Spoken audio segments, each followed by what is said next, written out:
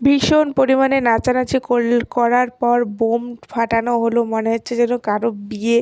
এরকম এনজয় করেছি আমরা সেদিন পিকনিকে। পিকনিকে কী কী রান্নাবান্না হয়েছে তোমরা তো সেটা পুরোটাই ভিডিও দেখেছো। তো নাচানাচি করে আর ওখানে খাওয়ার কোনো ইচ্ছাই ছিল না। তো নাচানাচি করার পর রেস্ট নিয়ে বাড়ি চলে এসেছি, মানে খাবারগুলো নিয়ে চলে এসেছি বাড়িতে। বাড়িতে এসে আমি আর মা রিল্যাক্সে বসে খেয়েছি।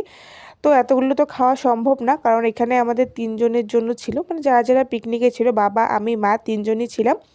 আমার বাবা এসব খুব একটা খায় না বললেই চলে, খাই না।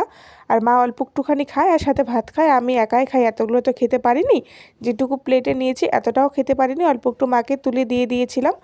আর তার সাথে কালকে বাসি যেটা ফ্রাইড রাইস ছিল, নষ্ট করিনি, বাসিটা কালকে খেয়েছি।